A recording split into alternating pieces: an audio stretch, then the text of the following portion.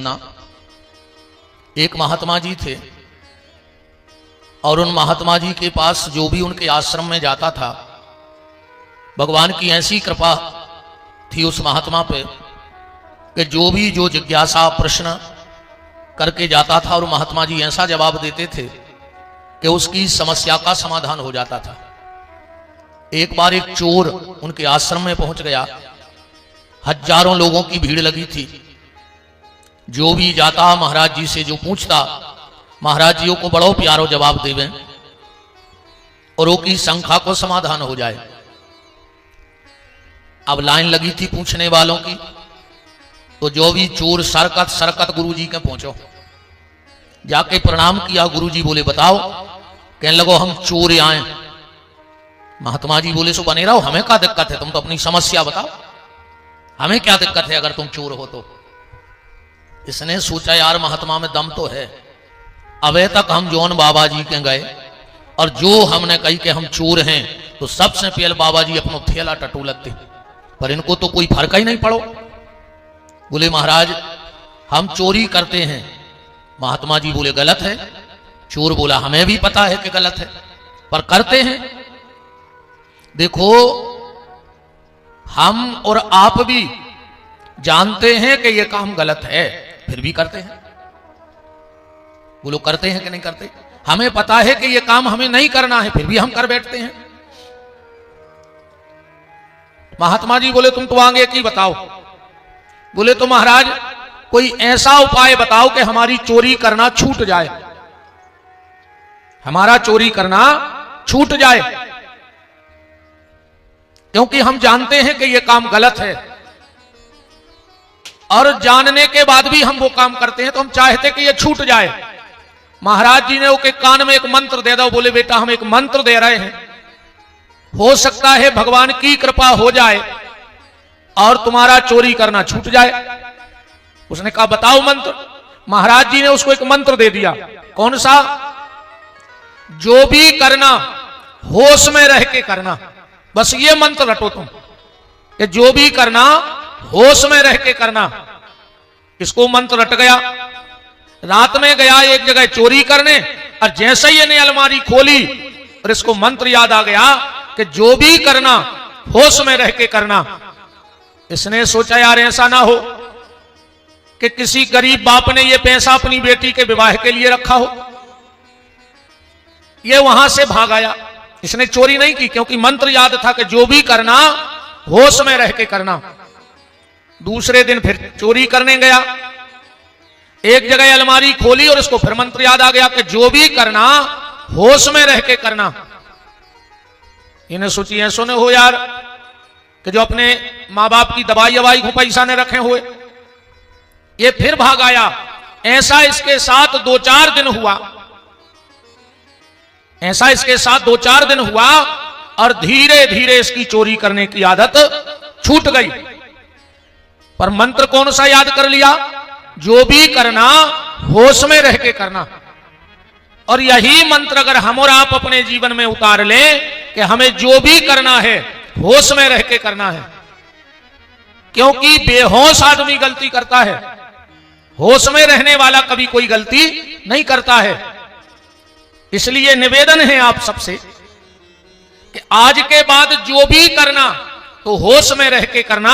तुम्हें इसकी चिंता रहनी चाहिए कि हमारे द्वारा कोई गलत काम ना हो, क्योंकि वीरों को आन की चिंता। बहुत ध्यान से बात को समझना। वीरों को आन की चिंता, किसान को धान की चिंता कि हमारी धान खराब न हो जाए, और नाविक को तूफान की चिंता। जो नाव चलाता है उसे यह चिंता रहती है कि तूफान ना आ जाए। वीरों को आन की चिंता, किसान को धान की चिंता, नाविक को तूफान की चिंता, और नेताजी हरों को मतदान की चिंता कि मतदान कम न हो जाए, है कि नहीं। मुसाफिर को सामान की चिंता। जब अपन सफर करते हैं तो सबसे ज्यादा चिंता काय की रहती कि सामान चोरी न हो जाए। अच्छा, भगवान को जहान की चिंता। भगवान को सबकी चिंता है। अपने अपने घरन की सबका उनको पीर, और उन्हें पीर सब घरन की सुधन धन रघुवीर। तो भगवान को जहान की चिंता,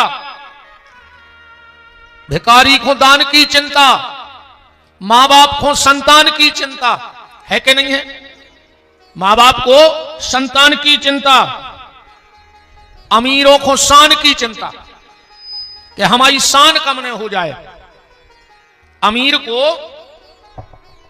सामान की चिंता, कायर को जान की चिंता, कायर बहुत डरात मरवे को, कायर को जान की चिंता, कमजोर को बलवान की चिंता, कमजोर व्यक्ति को बलवान की चिंता, पढ़वे वाले को इम्तिहान की चिंता, उसको पेपर की चिंता रहती है कि विद्यार्थी को इम्तिहान की चिंता, पक्षियों को उड़ान की चिंता, प्रोफेसर को व्याख्यान की चिंता, जो प्रोफेसर होते हैं उनको व्याख्यान की चिंता, ज्ञानी को ज्ञान की चिंता, और आखिरी बात कंजूस को मेहमान की चिंता। कंजूस आदमी जा सोचत के हमारे घरे कुनवा नहीं जाए न जदकत बन के रह जाए। तो निवेदन बस ये है कि जो भी करना होश में रह के करना, जो भी करना होश में रह के करना, जो भी करना जाग के करना, जो भी करना खुली आंख से करना। अपन सब सोई रहे हैं, अबे आंखें होत भय भी अपन को नहीं दिखा रहा, आंखें होत भय भी अपन अबे अंधेरा बैठे सबरे। अच्छा नहीं हो तो हम सिद्ध करें दे रहे। जब अपन कोई के घरे जाते हैं, अब वो खा रहा रोटी, तुम जाके कहा पूछत हो क्या कर रहा है, तो तुम्हारी का फूट गई, तुम्हें नहीं दिखा रहा हो कि वो रोटी खा रहा हो। बताओ वो बैठो है कहीं क्या कर रहा है, कहने लगे उल्टे लटके, कहने लगे मजाक ना करो, तो कहने लगे तुम्हारी फूट गई, तुम्हें नहीं दिखा रहा हो। हम लोग आंख वाले अंधे हैं, इसलिए जो भी करना होश में रह के करना और जाग के करना। आंख वाले अंधरापन ऐसे हैं, एक बार घटना घटी, बादशाह ने बीरबल से कही कि बीरबल अपने राज्य में कितने अंधरा हैं उनकी लिस्ट तो बनाओ, अंधों की लिस्ट बना के लाओ। बीरबल बोले साहब 1 महीना लग है, बड़ो है राज्य, और लगभग लाख रुपया को खर्चा जे। बादशाह ने कहा चलो 1 लाख दे, 1 महीने का समय भी दिया, पर अगर 1 महीना में तुमने पूरा सर्वे नहीं कर पाओ और फिर के बाद करवाए हम सर्वे, और अगर एक भी अंधेरा में लगाओ ज्यादा तो तुम जानियो। आओ भैया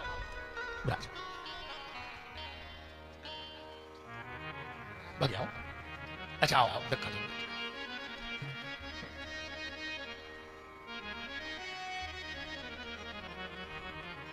बीरबल ने 1 लाख रुपया लाए, घरे आ गओ, घरवारी से बोलो जी 1 लाख रुपया ले और अच्छो साहुन करो, जाओ कपड़ा पड़ा ले आओ।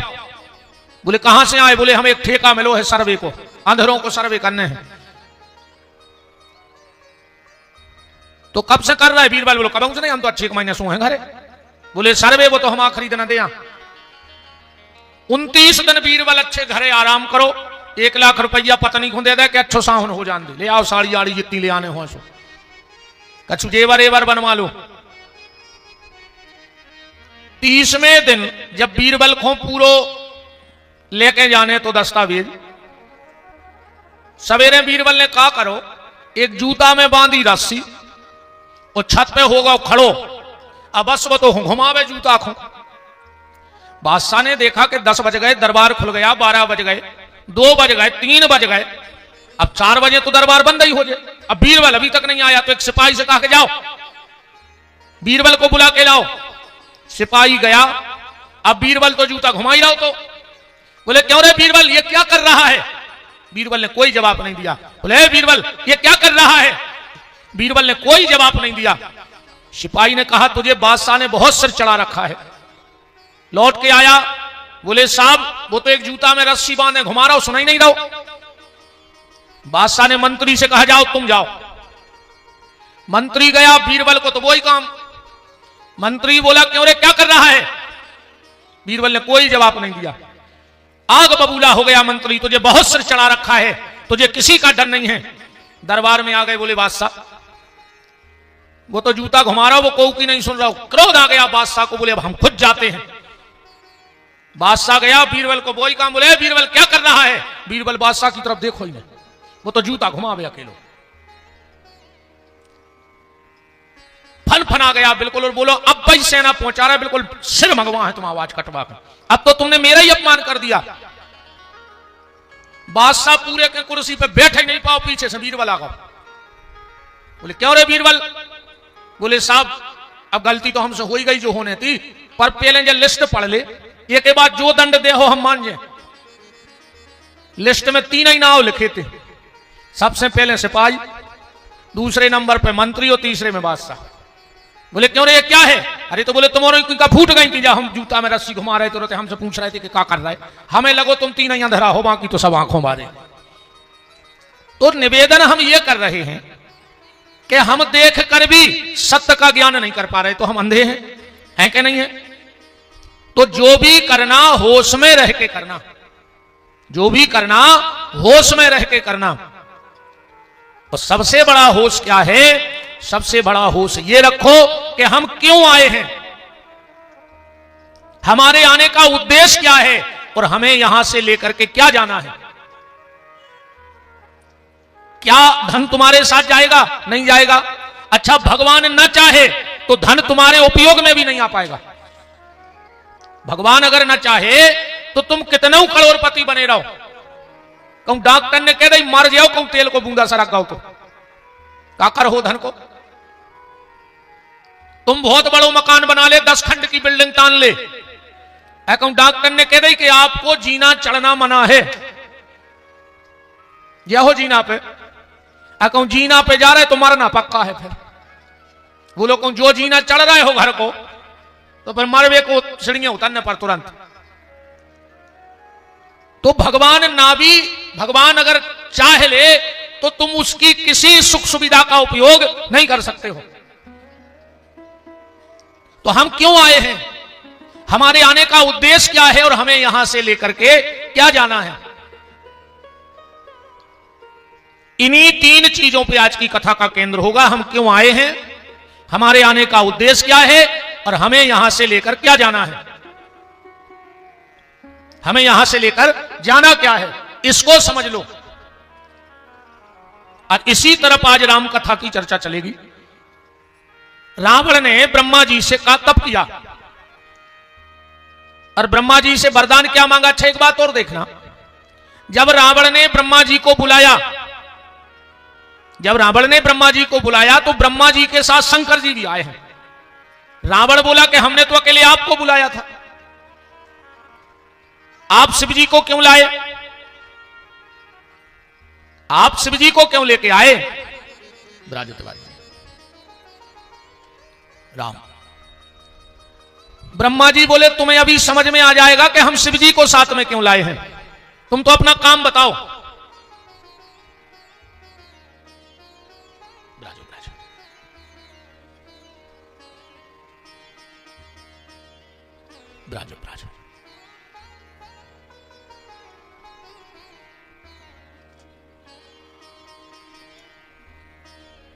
रावण क्या वरदान मांग रहा है कि हम काहू के मरही न मारे।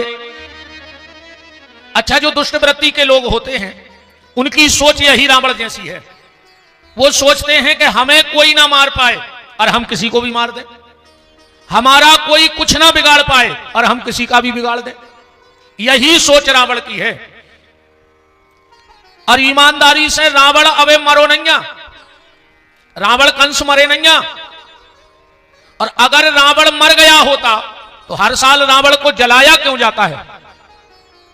अगर रावण एक बार मर गया त्रेता में तो उसको हर साल जलाया क्यों जाता है। अच्छा रावण को जलाता कौन है। त्रेता के रावण को राम ने मारा तो मर गया। अब कलयुग के जितने रावण हैं उनके लिए राम चाहिए और राम है नहीं। रावण को जला रहा है। बोलो अच्छा रावण को जलात को है। आगी देवे को काम कौन को है पहले तो जा बताओ। रिश्तेदार आगी दे सकत, नहीं दे सकत। मित्र आगी दे सकत, कहूं शास्त्र में विधान नहीं है। कुल खानदान के ही आगी देते। आजकल देखो रावण जब दशहरे को जलस तो धनुष बाण को लेके मारत। नेताजी जी हरे मार रहा है कि नहीं मार रहा है? हम तो समझ जात के परिवार के कहा है, इन्हें कहा है, बताओ आप। कंस भी आज नहीं मरा है। और ये बात आज मैं बिल्कुल रखना चाहता हूं मंच से, अगर तुम्हारे भीतर भी ये 4-5 गुण हो तो आज ही जहां आधार कार्ड बदला जाता हो वहां चले जाना और उससे कहना कि गलती से मेरा नाम गलत लिखा गया है आधार कार्ड पे, उसे काट दो और इस पे लिख दो सागर का कंस। भाई लोगों को पता तो रहे कि असलियत में तुम हो कौन। अगर ये 4-5 गुण तुम्हारे भीतर हैं। आज मैंने एक कविता लिखी है, याद तो नहीं भाई अबे, पर भाई हम बोल रहे हैं कि कलयुग के राक्षस कुआं, पूरी लिस्ट है ये में से तुम्हारे मिलत जो कि तुम्हारे कुआओ, इनमें जहां तुम्हारा नंबर फंस जाए तो तुम्हें सौगंध है घर के दरवाजे लिखा दियो निशाचर निवास। लोगों की आंख में धूल मत झोंको कि तुम इंसान हो। बिल्कुल आ जाए बोर्ड, पैसा नहीं हो तो हम दे हैं, पर दरवाजे लिखवा दियो कि हम निशाचर हैं। भाई आदमी तो सुरक्षित रहे तुमसे। अभी हम इसको पढ़ते हैं, ये रचना है। पर कंस ढूंढो पहले सागर का के कौन है। पहला गुण अगर तुम में ये है तो तुम सागर के कंस हो। कंस ने क्या किया, कथा आपको पता है। कंस गया अपने पिताजी के पांव पड़ने। कभी जिंदगी में उसने पिता के पैर नहीं छुए थे। पहली बार पांव पड़ने गया और पांव में सिर रख दिया। पिताजी की आंखों में आंसुओं की धार लग गई कि बताओ रे आज पहली बार जो पांव पर भी आओ। पर उसने जैसे ही पांव में सिर रखा और बाप के 2 ही पांव पकड़ के दो झटका, वो जेल में डाल दो, जेल में बंद कर दिया उस पापी ने। क्योंकि ये कुर्सी का जो लालच है वो बड़ा भयंकर है। कुर्सी का लालच बड़ा भयंकर है। उस कुर्सी पे कोई भरोसा नहीं करना चाहिए। एक नेताजी से उनको लड़का बोलो कि पिताजी हमें राजनीति के गुण सिखा दे, अब हम भी राजनीति में उतरो चाहत। पिताजी बोले सीखने हैं, बोले हाओ।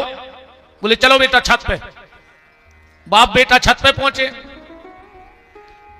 बाप समझाया कि हम जा रहे हैं नीचे, तुम कूद गयो, हम तुम्हें झेल हैं। लड़का बोलो कहते ऊपर छत से गिर सो मानने जे, हाथ गोड़े ने टूट जे। बाप बोलो कह रहे तो बाप पे भरोसा नहीं है का, हम बाप यहां तुम आए। लड़का बोलो पापा झेल तो ले हो। अरे बोले तो करके बाप यहां। लड़का छत पे, पापा नीचे। लड़का कूदो, पापा दूर ठाणे, वो नंग नंग छुल गए। बोले कहा पापा जो कया करो। बोले जया बेटा राजनीति, सगे बाप पे भरोसा न करियो अगर राजनीति करने हुए तो। कुर्सी का चक्कर बड़ा खतरनाक है। कंस ने अपने बाप के पांव पकड़ के जेल में बंद कर दिया। जो बात मैं आप तक पहुंचाना चाहता हूं उसे ध्यान से सुनना। कंस ने अपने बाप को जेल में बंद कर दिया।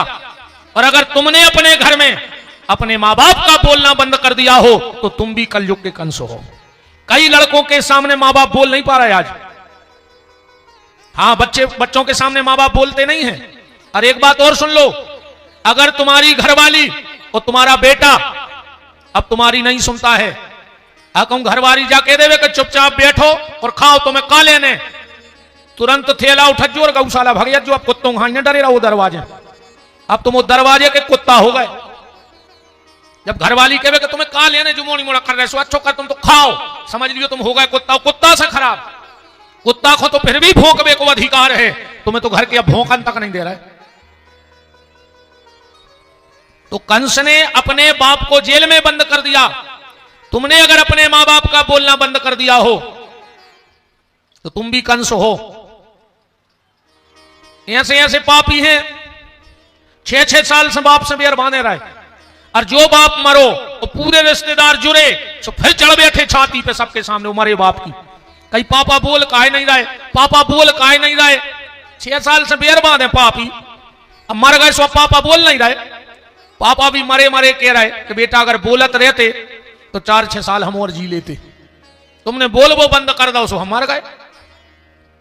दूसरा, पहला कंस तो ये हो गया, अगर तुम अपने मां बाप से बोलते नहीं हो या तुम्हारे कारण तुम्हारे मां बाप बोलने में डरने लगे हैं तो तुम कंस हो। दूसरा, कंस ने जीवन में कभी अच्छाई इकट्ठी नहीं की। कंस के घर में कोई साधु, ब्राह्मण, कन्या भोजन, कोई दान धर्म नहीं हुआ। कंस के यहां जब भी होती थी तो पार्टी होती थी जिसमें मुष्टिक, चाणूर, सल, तोसल इत्यादि इत्यादि राक्षस आते थे। और तुम भी अगर धार्मिक वृत्तियों से दूर हो तो तुम भी कलयुग के कंस हो। तीसरी बात, कंस के घर में एक चीज रोज गिरती थी, और अगर तुम्हारे घर में भी वो चीज गिर रही है तो तुम तो फिर कंस से भी गए गुजरे हो गए। क्या गिरता था कंस के घर में? एक चीज रोज, कंस के घर में उसकी बहन देवकी की आंख के आंसू गिरते थे। और जिस व्यक्ति के कारण उस घर की माताओं के आंसू गिरते हो, समझ लेना तुम भी कंस हो। अगर तुम्हारे कारण पत्नी रो रही है, तुम्हारे कारण बेटी रो रही है, तुम्हारी मां रो रही है, तो तुम भी कंस ही हो।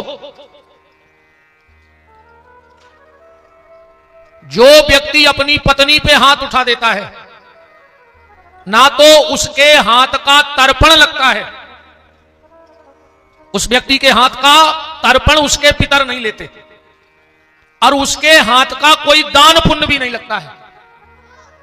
कछु माता जी हरे सोच रही हुई आज ऐसी जानते तो हम तो जबरदस्ती खींच के ले आऊ थे कि चलो कथा में सुन ले, कल लेवा लेती है अनुवाज अच्छा तो इतवार है तो छुट्टी भी पड़ गई।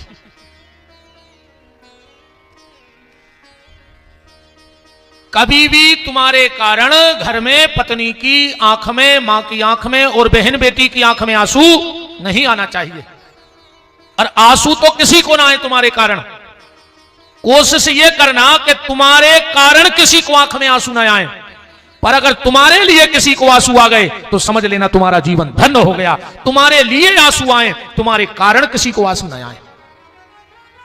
तुम्हारे लिए तो आंसू आ जाए, पर तुम्हारे कारण किसी की आंख में आंसू न आए। चौथा कारण कंस का, चौथा कारण कौन सा? अगर तुम कहीं खड़े हो और किसी बहन बेटी को अपना रास्ता बदलना पड़े तुम्हारे कारण, तो समझ लेना तुम्हारे मां बाप ने संतान को जन्म नहीं दिया है, तुम्हारे मां बाप ने किसी शैतान को जन्म दिया है। बात तो तब है अगर आधी रात में तुम कहीं खड़े हो और कोई बहन बेटी जा रही है और तुम पे नजर पड़े तो वो और निश्चिंत हो जाए कि फला भैया खड़ा है, अब मुझे कोई दिक्कत नहीं है, तो समझ लेना तुम्हारे मां बाप ने संतान को पैदा नहीं किया, किसी संत को पैदा किया है। तुम अपने मां बाप की कुख में संत बन के आए हो। तो बात रावण की जन्म की चल रही है। आज एक थोड़े से गहन विषय पे हम चर्चा करेंगे, और बात बहुत गहराई से आज का सूत्र पकड़ना कि जो भी करना होश में रह के करना, बेहोश होके कोई कार्य मत करना। रावण ने ब्रह्मा जी से कहा हम काहू के मरही न मारे। ब्रह्मा जी बोले कि रावण अभी तुमने पूछा था हमसे कि हमारे साथ शिव जी क्यों आए। इसीलिए हमारे साथ शिव जी आए हैं कि जिस दिन व्यक्ति का जन्म होता है उसी के साथ उसकी मृत्यु का भी जन्म हो जाता है। जिस दिन हमारा जन्म हुआ उसी दिन हमारी मृत्यु हो गई। रावण ऐसा तो हो ही नहीं सकता कि तुम मरो ना, मरना तो पड़ेगा, इसमें कुछ संशोधन कर लो। रावण ने कहा तो एक संशोधन कर दो। बोले क्या? हम काहू के मरही न मारे, बानर मनुज जात दो उबारे। मनुष्य और बानर छोड़कर हमें कोई ना मार पाए। ब्रह्मा जी ने कहा तुम्हें मनुष्य से डर नहीं लगता? रावण बोला सबसे ज्यादा डर तो हमें मनुष्य से लगता है। तो बोले तुमने मनुष्य सही कह रही कि मनुष्य मार दे। रावण हंस करके बोला कि ब्रह्मा हम जब किसी को मनुष्य बचने देंगे तब, जब हम किसी को मनुष्य रहने देंगे तब ना कोई हमें मारेगा। बोले क्या करोगे? बोले हम हर व्यक्ति में दानवता भर देंगे और मानवता खत्म कर देंगे। जब मानवता होगी नहीं, मनुष्य होगा ही नहीं। मनुष्यता क्या है और दानवता क्या है? जहां धर्म है, जहां मर्यादा है, जहां प्रेम है, जहां संस्कार है, जहां श्रद्धा है, जहां शिक्षा है, वहां मानवता है। और जहां मर्यादा नहीं है वहां दानवता है। देखो हर व्यक्ति की एक मर्यादा होनी चाहिए, हर घर में एक लक्ष्मण रेखा होनी चाहिए आज हमारे घरों में लक्ष्मण रेखा नहीं है।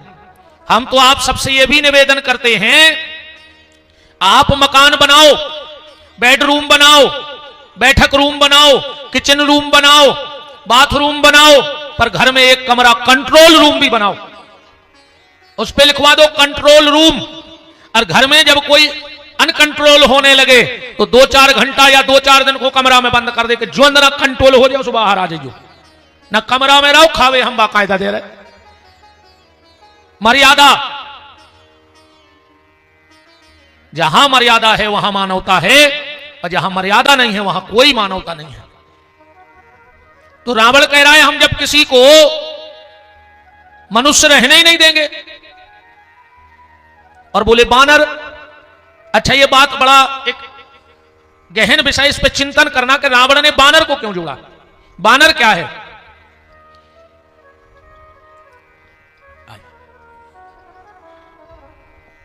हमारे आदरणीय बड़े भैया विश्व हिंदू परिषद जिलाध्यक्ष बड़े भैया श्री अजय दुबे जी और बड़े भैया श्री राम जी उपस्थित हैं, उनका खूब खूब मान इस मंगलमयी चर्चा में है। बोलो वृंदावन बिहारी लाल की विराजो भैया।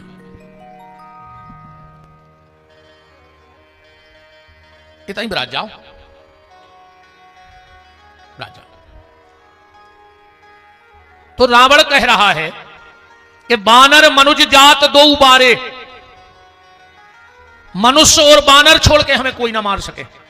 तो मनुष्यता तो उसने सिद्ध कर दिया कि हम किसी को मनुष्य रहने नहीं देंगे तो हमें कोई मार नहीं पाएगा, पर इसने बानर क्यों जोड़ा अपने साथ। इस बानर शब्द को समझने के लिए हमें थोड़ा सा सहारा कबीरदास जी का लेना पड़ेगा। और कबीरदास जी का एक दोहा पढ़ोगे तो तुम्हें समझ में आ जाएगा कि रावण ने बानर शब्द क्यों जोड़ा। ध्यान से समझना, कबीरदास जी एक गांव में गए, 10-25 लोग इकट्ठे हो गए, बोले कबीरदास जी पधारे हैं तो कुछ सत्संग हो जाए। सब लोग बैठ गए सत्संग को। अब कबीरदास जी को सत्संग तो अटपट वही हतो। कबीरदास जी बोले सुनो, एक अचंबो हमने देखो, बंदर दोहवे गाय। कबीरदास जी कह रहे हम एक गांव में से निकले, सो एक बंदरा गज्जा लगा रहा हो, तो एक अचंबो हमने देखो, बंदर दोहवे गाय, और दूध तो सब रो पी गो। बंदरा ने गैया लगाई, दूध पी लो, और बोले घी बनारस जाए, घी बेच भी बनारस चलो गो। कबीरदास जी बोले अब हम चले होगा सत्संग।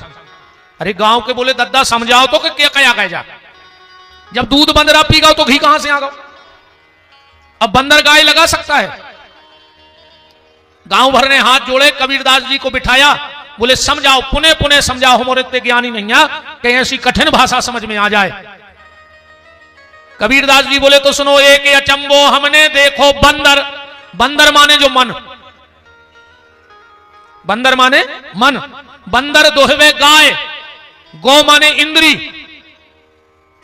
रामायण में स्पष्ट आया है, आप पढ़ सकते हो, गो गोचर जहां लग जाई ते सब माया जानो भाई। तो ये मन रूपी बंदर इंद्री रूपी गैया का दोहन कर रहा है। आंखें थक जाती हैं पर मन नहीं थकता, वाणी थक जाती है पर मन नहीं थकता, कान थक जाते हैं पर मन नहीं थकता। आंखें कहते हैं अब कहां देखने दे दुनिया की चीजें, मन कहते देखो अच्छा लग रहा, और देखो। कान कहते हैं व्यर्थ की बातें मत सुनो, मन कहते सुनो दूसरे की बुराई सुनो, दूसरे की निंदा सुनो, अच्छा लग रहा हो। जीभ कहती अब हम कुछ गलत नहीं बोलेंगे, मन कहता है गलत ही गलत बोलो। तो ये मन रूपी बंदर इंद्री रूपी गैया का दोहन कर रहा है। दूध तो सब रो पी गो। जितना इन इंद्रियों में ताकत थी, इस मन ने विषय वासना के भोग में लगा दिया। दूध सब पी गो, माने जितनी ताकत, अब आंखों में जितनी ताकत थी सो दुनिया में लगा दी।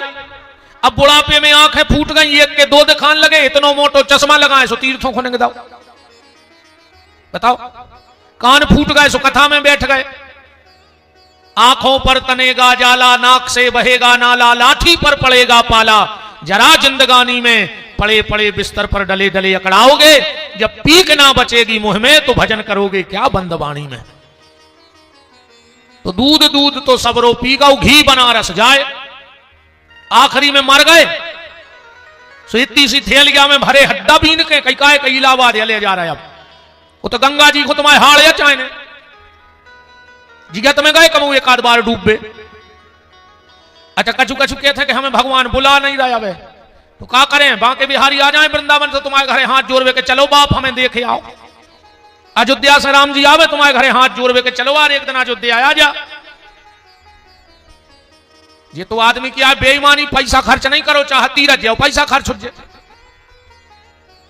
अब भगवान की कृपा नहीं है हम पे, ये से नहीं जा रहा है। हम तो कहते भगवान का हो ही नहीं तुम पे कृपा, तुम्हारे फूल तक नहीं जा पाएगा। बम जब जिगत में नहीं गए तुम्हारे में हाड़ जाई का होते तक हमें जा बताओ। अब तुम्हारे भी रेखों ने बैठे रहो के मोड़ी मोड़ा ले जाए थैलिया में, एक आध बेर उनसे ही डूबी आओ। को पूछे कहां जा रहा है, जो जिंदा में फूल डुबोबे। मरे को नहीं ठिकानों को पहुंच रहा है कि नहीं पहुंच रहा है। तो कबीरदास जी कह रहे हैं कि ये मन रूपी बंदर इंद्री रूपी गैया का दोहन कर रहा है।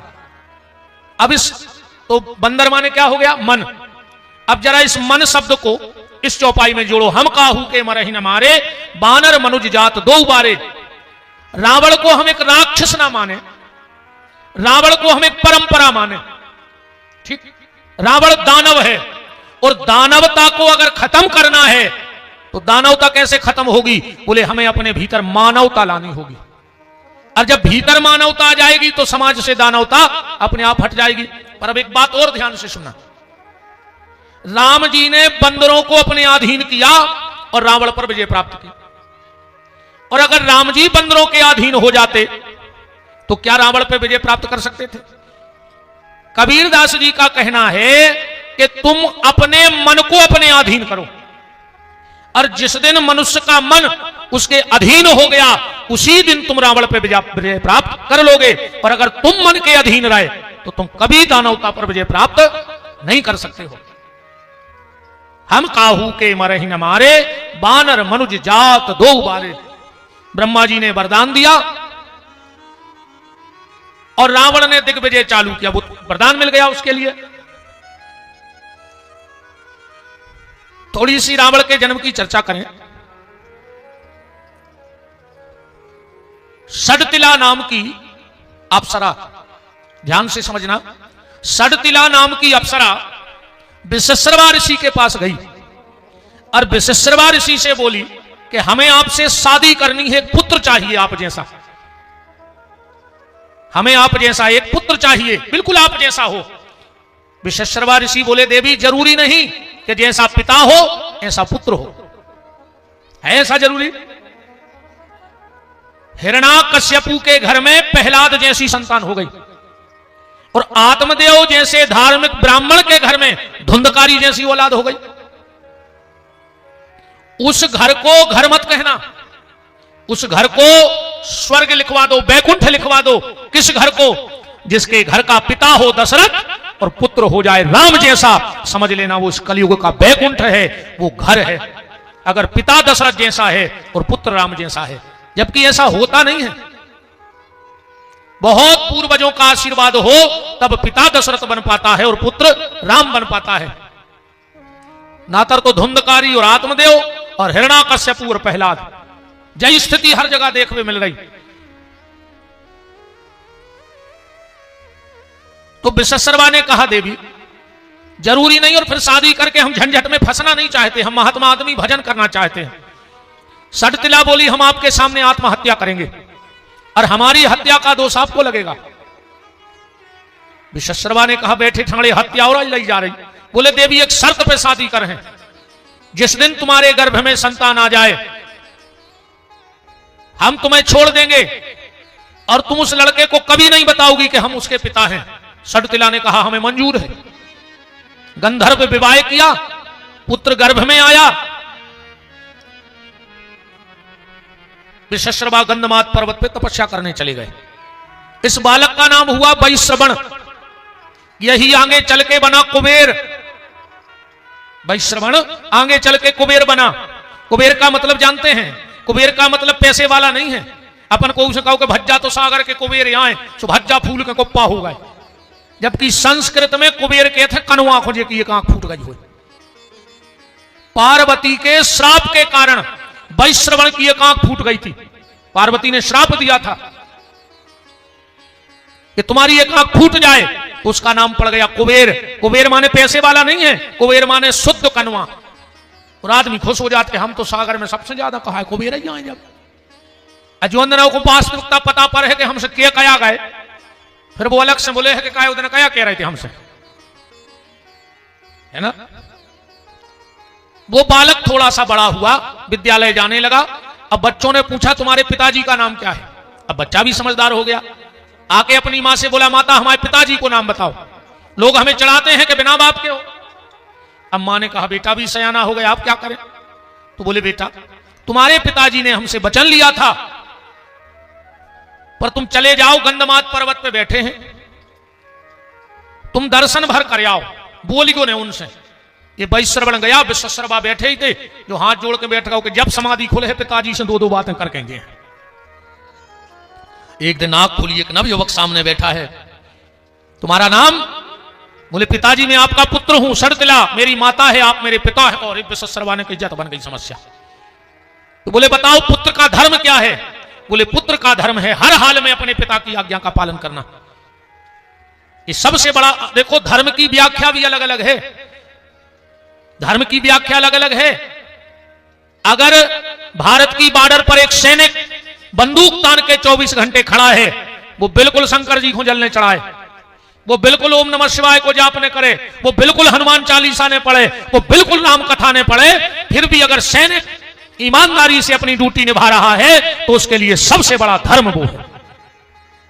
धर्म की अलग अलग व्याख्या है, हर जगह एक ही धर्म नहीं ठुक जाए, हर जगह एक ही चीज लागू नहीं हो जाए। अब तुम माला कर रहे जो धर्म है और कौन बंदूक लाए, तुम कहो नहीं मेरा तो धर्म है कि पूरी माला हो जाए, आज जो वो दे दो गोली शुमार कर जाओ, तो फिर धर्म क्या है। अगर माला करते वक्त कोई बंदूक ताने तो उठा कर तुम भी भाला लगे, जो धर्म है। अपनी जान की रक्षा करना भी धर्म है, यह धर्म की व्याख्या है। सत्य बोलना धर्म है, सत्य बोलना क्या है धर्म, पर कभी कभी असत्य बोलना भी तुम्हारा धर्म बन जाएगा, झूठ बोलना भी तुम्हें धर्म से ज्यादा। मान के चलो हमारे देश का कोई सैनिक आतंकवादी पकड़ ले जाएं और उसको पूरी खुफिया एजेंसी की जानकारी हो देश की, और वे उससे पूछें और वो कहे नहीं हम तो सत्य बोल हैं, अगर वो सत्य बोल दे तो देश नष्ट हो जाए कि नहीं हो जाए, तो वहां उसको ये कह देना कि मुझे कुछ पता नहीं है, ये भी उसका धर्म बन गया। बन गया कि नहीं बन गया। तो विश्वश्रवा ने कहा पुत्र का धर्म क्या है। बोले हर हाल में पिता की आज्ञा और माता की आज्ञा का पालन करना। पत्नी का धर्म क्या है। हर हाल में पति की आज्ञा का पालन करना। कभी कभी धर्म ऐसी जगह फंसाता है कि आदमी की बुद्धि काम नहीं करती। अब एक बात बताना, एक गैया का पांव पीपल की जड़ में फंस गया, अब बिना पीपल की जड़ काटे पांव निकल नहीं दो। अब पीपल को काटना ब्रह्म हत्या का दोष है। जैसे अमावस्या के दिन कभी भी किसी भी वृक्ष को नहीं काटना चाहिए। अमावस्या के दिन कोई भी डाली भी मत तोड़ो। जो अमावस्या के दिन वृक्ष काटता है उसे ब्रह्म हत्या का पाप लगता है। अब गैया को पांव फंसो पीपर की जड़ में और पीपर की जड़ काट, वो ब्रह्म हत्या है। अब अगर तुम पीपर की जड़ नहीं काट रहे सो गैया मार रही, और गैया बचा रहे सो पीपर की जड़ कट रही सो ब्रह्म हत्या। अब क्या करो धर्म में, ऐसी स्थिति में क्या करोगे। तो उसने कहा पिता की आज्ञा मेरे लिए पूर्ण धर्म है। विश्वश्रवा बोले तो हम जो आदेश देंगे वो करोगे। विश्वश्रवा ने कही ऐसी बात बता दे कि ने जो कर है ने लौट के यहां है। विश्वश्रवा बोले कि पितरों के पास 3 कन्या हैं, राका, पुष्पोटिका और मालिनी। उन तीनों से हमें शादी करनी है, वे ले आओ हमारे लाने। विश्वश्रवा ने सोची कि 8-8, 9-9, 10-10 साल की बेटी है, को हम काय खोदे बूढ़े 500 साल के बाबा को सुनने जो कब लौट के यहां है हम भजन करत रहे। ये वैश्रवण गया पितरों के पास और बोला कि हमें तुम्हारी बेटी, यक्षों के पास कि हमें तुम्हारी बेटियां चाहिए। उस समय वैश्रवण बड़ा तेजस्वी था, शिवजी ने वरदान दे दिया था, धनाधिपति हो गया था। बोले हम 3 बेटियां बयान दे रहे तुमसे। बोले मुझे नहीं, मेरे पिता को चाहिए, पिताजी शादी कर रहे हैं। यक्षों ने कहा बिना युद्ध के तो कछू नहीं हुई। युद्ध हुआ, आखिरी में यक्ष हार गए और कुबेर 3 बेटियां लेके पिताजी के आगे के जेल हो। पिताजी ने कही वो टेंशन बन गई। अब तो भाई श्रवण तो छोड़ के चला गया। तना माता जी हर से प्रार्थना है सरक आओ बहन जी हरवांगे को आ जाओ बहन हरो तना तना इन्होंने लगे कि तुम हमारी बात माना तो बिल्कुल न सरक यू माई हो जाओ तना ऐसे। हाँ किसा क्या होता ना किसा क्या हो बेनमान है हमारी बेसास की नहीं माने बेघरवारे की नहीं माने महाराज आओ कहां से किसा क्या आता ना।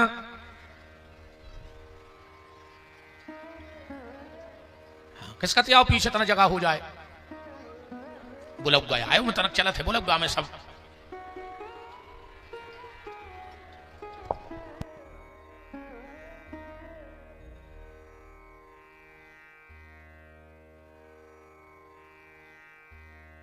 जो भी पीछे पुरुष वर्ग बैठे उनसे प्रार्थना है उठ के यहां जाओ बहुत पर्याप्त जगह है।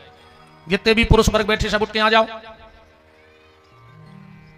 उठ जाओ सब पुरुष वर्ग।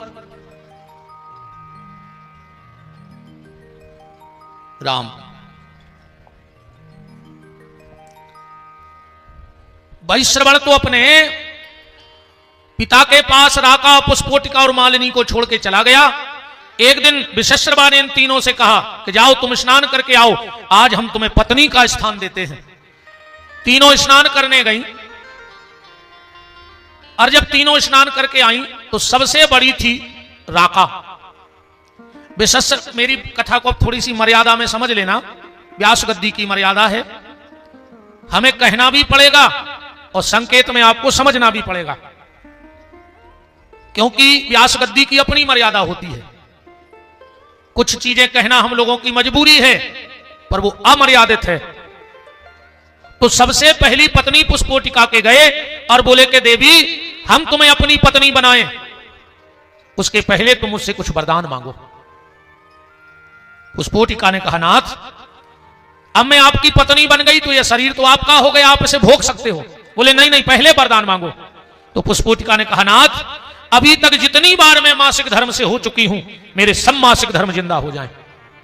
तो उस वक्त तक पुष्पोटिका 10 बार मासिक धर्म से हो चुकी थी इसीलिए रावण के 10 सिर हुए। अब आदमी कहते रावण ने शंकर जी को चढ़ा दे सो हो गए। अब जो चीज हुज्जै ने वो चढ़ा कहां से दे अगर ये कई गर्दन होती है कई बार काट कर चढ़ा दे तो मर जा तो तुरंत तुम काट के चढ़ा कर देख लियो कल साहुन समूह हम देखा दूसरी उंगत के नहीं। भाई हमारे लगा जब 1000 रुपया हुई जब तो हम चढ़े और रावण इतना मूर्ख नहीं था कि जब 10 सिर चढ़ाता तो 11वें रुद्र हनुमान को नाराज ना करता फिर एक सिर काट के और चढ़ा देता।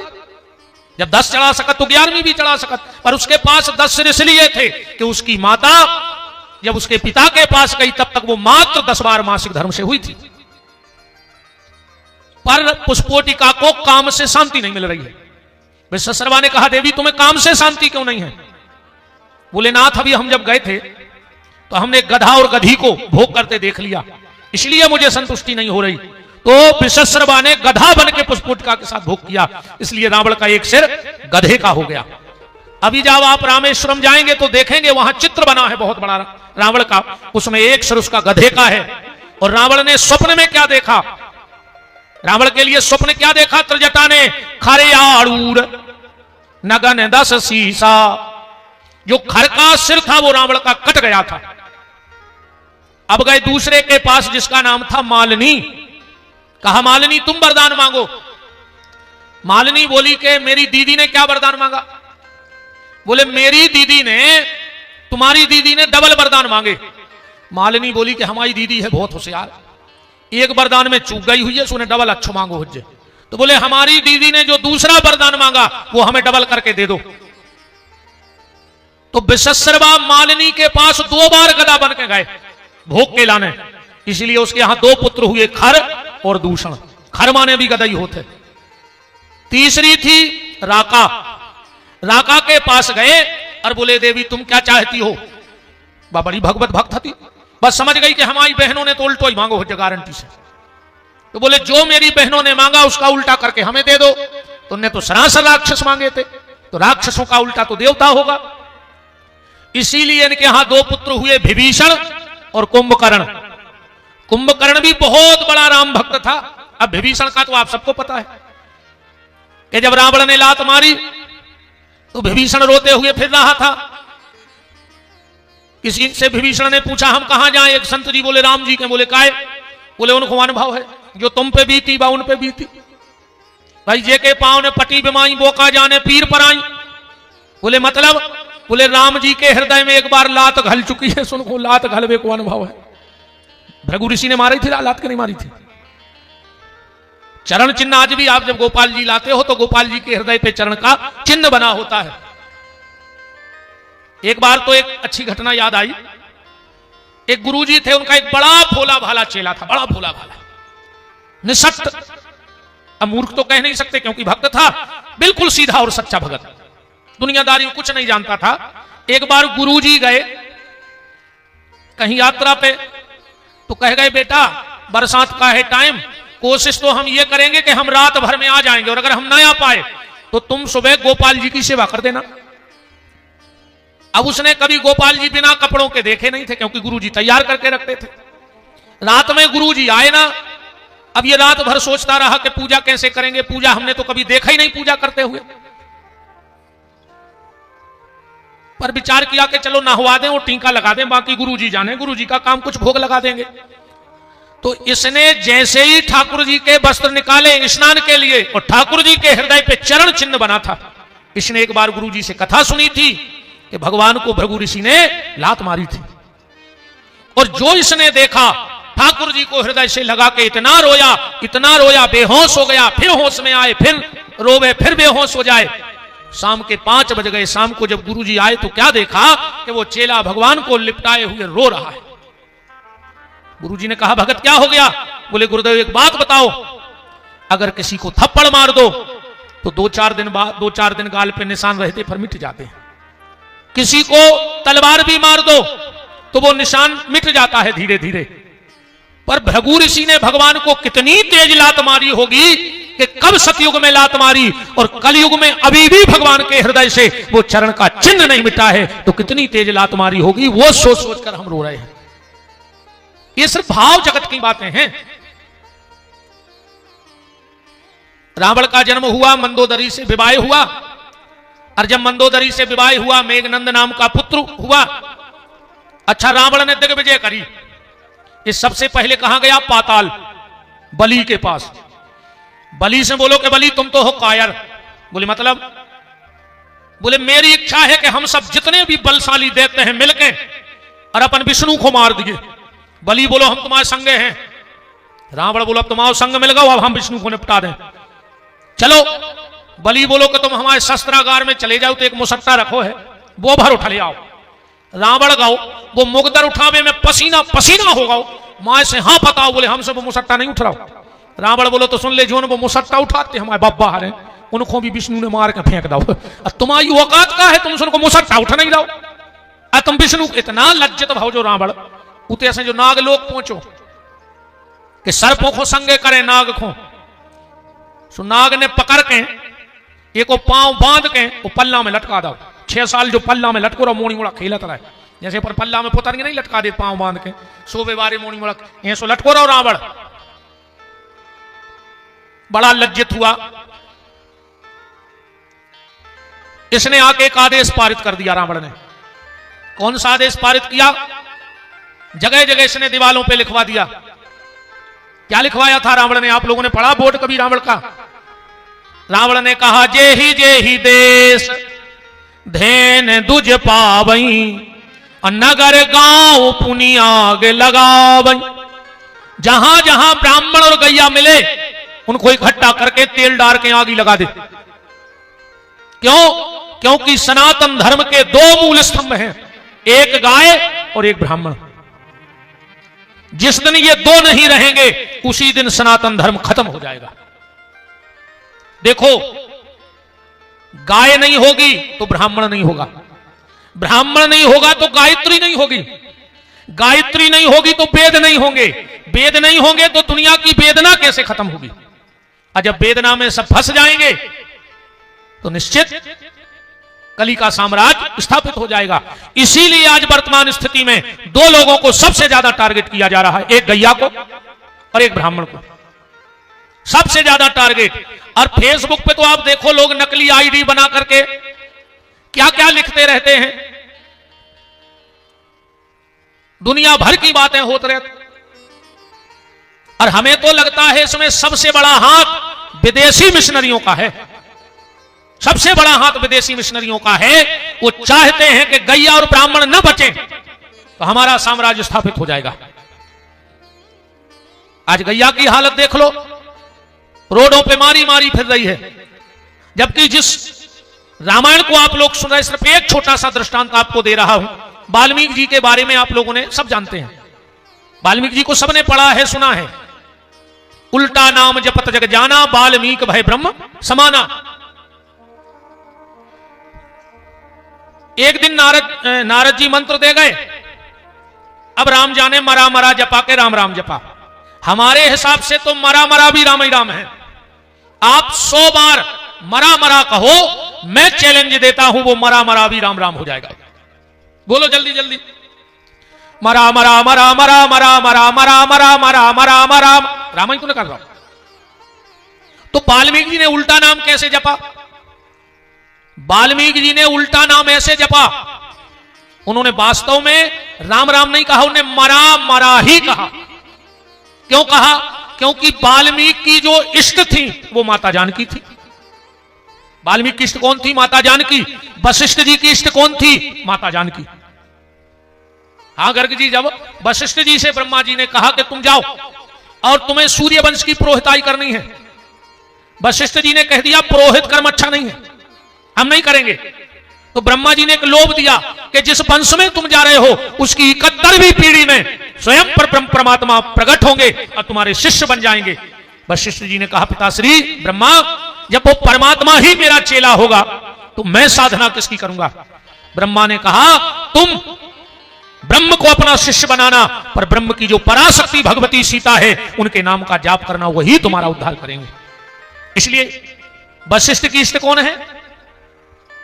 भगवती किशोरी। और इसका एक प्रमाण देखो आप रामायण में, वशिष्ठ जी को क्रोध नहीं आया, वशिष्ठ को कभी क्रोध नहीं आया, यहां तक कि किसी के 100 बेटे उसकी आंख के सामने मार दिए गए हों। विश्वामित्र ने मारे 100 लड़के के नहीं मारे? आपने पढ़ा होगा शास्त्र को, 100 लड़के मार दिए। और जिस दिन विश्वामित्र अयोध्या आए तो वशिष्ठ जी ने गले से लगा लिया, कितनी बड़ी बात होगी। 100 बेटों का हत्यारा अपने, अरे अपने एक लड़का है को मार देवे, अपन सुख से रहने दे भी जिंदगी को, चाहे अपन बर्बाद हो जाए। पर 100 बेटों का हत्यारा जिस दिन आया वशिष्ठ ने हृदय से लगा लिया। पर क्रोध कब आया वशिष्ठ को? जब अपने इष्ट पे कष्ट देखा। तो 100 बेटों के मरने पे जिसे गुस्सा नहीं आती, पर जब अपनी इष्ट जानकी पे कष्ट देखा तो क्रोध, पहली बार क्रोध आया वशिष्ठ जी को। कब? जब कैकेयी ने कहा जाओ बलकल वस्त्र लेके आओ, तो 3 थाल में बलकल वनवासी कपड़े आए। अब राम जी तो गुरु जी के रहे हैं, उनको पहनना आता है। लक्ष्मण जी गुरुकुल में रहे हैं, उनको पता है। पर किशोरी जी ने तो कभी कमल के फूल की पंखुड़ी के नीचे पैर नहीं रखा। कितनी कोमल थी सीता जी पता है। जब विवाह होके आई हैं तो नायन सीता जी के पांव में महावल लगाने आई। एक पांव में महावल लगा दिया, इतने में उसे आ गया कुछ काम। जब वो लौट कर आई तो दौड़कर कौशल्या के पास गई, बोले महारानी जरा भीतर चलो। बोले क्यों? बोले मुझे समझ में नहीं आ रहा कि तुम्हारी बहू के कौन पांव में हमने माहू लगा। बिल्कुल गुलाबी पांव धरे, माहू रही के कलर के। कौशल्या ने कहा बेटी सीता, इस नायन को समझ में नहीं आ रहा है कि तेरे किस पांव में महावल लगा है, जरा इसको बता दो। सीता जी ने एक पांव लटकाया, बोले मां इस पांव में महावल लगा है। बोले कैसे पता? बोले मुझे महावर का वजन लग रहा है, महावर का वजन लग रहा है मुझे। इतनी सुकुमार जानकी। और जब उनके सामने बलकल वस्त्र रखे गए, बगल में माता अरुंधति खड़ी है वशिष्ठ की पत्नी, वो थाल लेकर किशोरी जी गई और आंखों में आंसू भर के बोली कि मां मैंने बलकल वस्त्र पहनना तो ठीक, कभी हाथ से छुआ भी नहीं है, मुझे ये बलकल वस्त्र पहनना सिखा दो। और जो इतना देखा वशिष्ठ जी की आंखें लाल हो गई और बोले कैकेयी खबरदार, क्यों छेड़ रही तू सांगा है, तूने बनराम को मांगा है या सीता को भी मांगा है। कैकेयी तूने जो रचना रची, मैंने सब में चुप रहा, मैं नहीं बोला तुम्हारा राज तुम जानो, हम तो चुपचाप खड़े रहे। पर कैकेयी अगर तूने ये जिद पकड़ी कि सीता भी घर से बलकल वस्त्र पहन के जाएगी, तो ये वशिष्ठ ना इस अयोध्या को रहने देगा, ना इस सिंहासन को रहने देगा, और ना आज सृष्टि को रहने देगा। बात वाल्मीकि और वशिष्ठ जी की चल रही। वाल्मीकि की भी इष्ट कौन है? जानकी जी। और रामचरितमानस उठा के पढ़ो, रकार रामचंद्र हैं और मकार मां तो जानकी, जो मकार है वो जानकी है, इसलिए उन्होंने पहला शब्द मां जोड़ा कि मैं पहले अपने इष्ट का नाम जोड़ूंगा और राम को बाद में जोड़ूंगा, मरा मरा कहूंगा। पर कोई ज्यादा फायदा नहीं लग रहा था तो सप्तऋषि मिल गए। सिर्फ गैया की बात बता रहा हूं आपको। सप्तऋषियों ने वाल्मीकि जी को एक बांस का 7 गांठ का लठ दे दिया, क्योंकि वाल्मीकि जी बोले कि गुरु जी इतनो भजन पूजन कर रहे हैं, इतने तीरथ कर रहे हैं, फायदा कुछ नहीं लग रहा हो, जैसो अपन को नहीं लग रहा हो, अपन भी भयंकर मंदिर जा रहा है, आदो सुसागर बेलावाद गाओ तो अब पूरा ही मान ले, हम क्या 10% हमने गाए थे तो हम ही मान ले पापी हमने गाए थे, मनो से लौट के कितने सुधर गए तुम तो जा बताओ, कितनों में बदलाव आ रहा हो तीरथ करवे के बाद। बात तो तब हती प्यारे कि एक बार तीरथ गए थे और तीरथ की महिमा तो बाह है कि तुम लौट के जहां बैठ जाओ उते तीरथ बन जाए तो तीरथ जाओ सार्थक है, तुम जहां आके बैठ जाओ उते तीरथ बन जाए तो सार्थकता है। सप्तऋषि बोले जो डंडा ले जाओ वाल्मीकि से, और जिस दिन ये में फुंसा फूट जाए सूखे बांस में, समझ लियो तुम्हारे पाप खत्म, अब तुम रामायण बनाओ। अब वाल्मीकि जी फिर भागे, ये नदिया वो कुगा पे, ये मंदिर पे, ये चौतरा पे, जा माला जो हवन दुनिया को जितो जानते सब कर दो, पर वो सूखे बांस में काहे को फुंसा धरे। वाल्मीकि जी ने सोची मैंने सो करका दो यार के फुंसा नहीं फूट रहा है, मैं सो कंधा पे धरे चले जा रहे थे।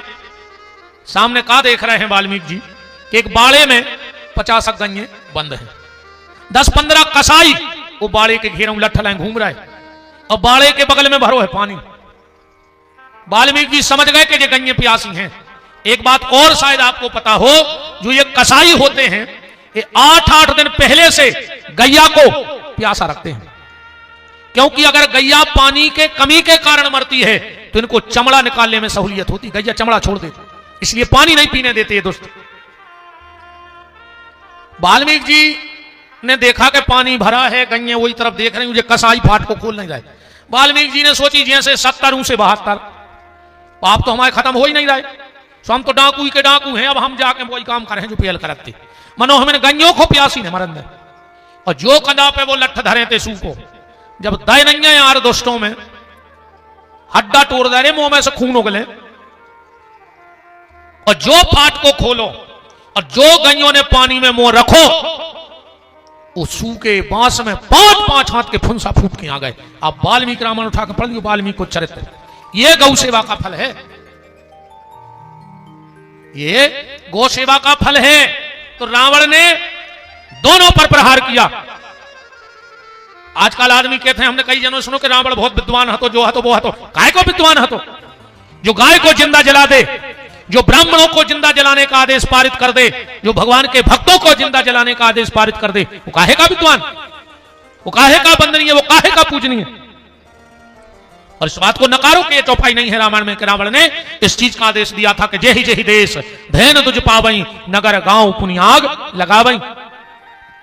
रावण का अत्याचार बढ़ा, पृथ्वी गाय बनकर देवताओं की सभा में गई,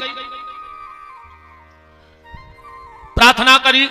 पृथ्वी ने कहा कि मुझे पहाड़ों का बोझ नहीं लगता है, मुझे नदियों का बोझ नहीं लगता है, पर जब व्यक्ति पाप करता है तो उसका बोझ में सहन नहीं कर पाती, मुझसे यह बोझ सहन नहीं होता। तो बोले अब ब्रह्मा जी बोले हमारे तो बस की है नहीं रावण से निपटो। कौन निपटेगा? बोले वो परमात्मा। बोले मिलेगा कहां? तो ब्रह्मा जी बोले कि अब पता लगाओ थे एक समय कहां है। इंद्र बोले कि गोलोक में हुई, बैकुंठ में हुई, स्वर्ग में आ सकत। और भगवान से बैठे बैठे मुस्कुरा रहे थे। ब्रह्मा जी बोले काहे हंस रहे? भगवान शंकर बोले कि तुम्हारों की बातों पे हंस रहे। क्यों? बोले भगवान को कहीं ढूंढने नहीं जाना है। फिर भगवान कहां है? बोले अभी जग में सब राहत विरागी, अप्रेम ते प्रभु प्रगटे जिमियागी, हरि व्यापक सर्वत्र समाना। भगवान कण कण में है, कण कण में ठाकुर जी विराजे हैं। अब फिर यहां लोग एक प्रश्न करेंगे कि जब भगवान कण कण में है तो मंदिर काहे को जज्जे? प्रश्न तो कर है आदमी ने कर कि जब पंडित जी कह रहे भगवान कण कण में है तो मंदिर जावे की जरूरत कहां है? उनके लाने हमारा एक जवाब है कि पृथ्वी के नीचे पानी पानी है कि नहीं है? पृथ्वी के नीचे क्या है? पानी पानी है। जहां तुम लोग बैठे यहां भी पानी है। हम कह 100 फुट 200 फुट 500 फुट मनुने पानी है। पर अगर तुम्हें इसी वक्त प्यास लगे आए तो कहते हैं गिट्टा में मुंह मारन लग। अब तुम जा भी नहीं कह सकते पानी नहीं है, ये पियो। पर जब प्यास लगेगी तो कहां भागोगे? टंकी की तरफ, नल की तरफ, कुआ की तरफ, नदिया की तरफ, क्योंकि वहां प्रगट पानी है।